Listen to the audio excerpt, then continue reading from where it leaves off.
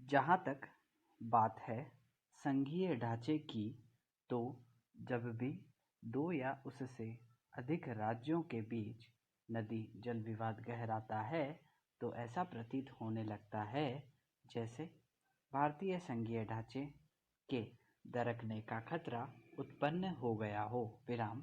तो क्या सही मायनों में हमारा भारतीय संघ इतना कमजोर है कि वह नदी जल उपयोग के मामलों में भी ढहने के कगार पर आ जाता है? प्रश्नवाचक।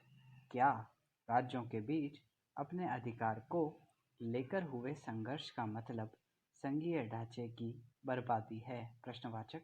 और क्या सच में केंद्र राज्य के बीच का संबंध इतना नाजुक है कि नदी जल के अधिकार के मुद्दे पर सहकारी संघवाद की भावना उसमें डूब जाएगी? प्रश्नवाचक। इन प्रश्नों के उत्तर संघीय ढांचे, सहकारी संघवाद और नदी जल विवाद के अंतर संबंधों को निरूपित करेगा। विराम। पैरा। संघीय ढांचे का सामान्य अर्थ यह होता है कि भारत राज्यों का संघ है जिसमें केंद्र तथा राज्यों के बीच प्रशासनिक, आर्थिक और न्यायिक शक्तियों का उचित बंटवारा है। विराम। भारतीय संघ राज्यों के आपसी सम्मिलन और समझौतों का परिणाम नहीं है, बल्कि यह संविधान सभा की एक स्पष्ट घोषणा है जिसने अपनी शक्ति तथा प्राधिकार भारत की प्रभुत्व संपन्न जनता से प्राप्त किया था। विराम। पैरा। यही वजह है कि इससे किसी भी राज्य को अलग होने का अधिकार संविधान नहीं देता। विराम। भारतीय संघीय प्रणाली को सहकारी संघवाद के नाम से जाना जाता है। विराम।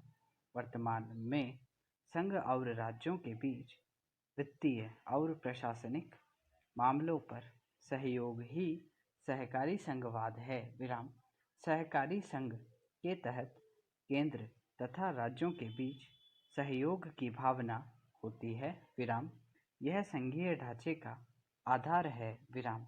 संघीय ढांचे की सबसे बड़ी खासियत यह होती है कि इसकी हर इकाई खुद को संघ का एक अंश समझती है और तदनुरूप इसके विकास में अपना योगदान देती है। विराम।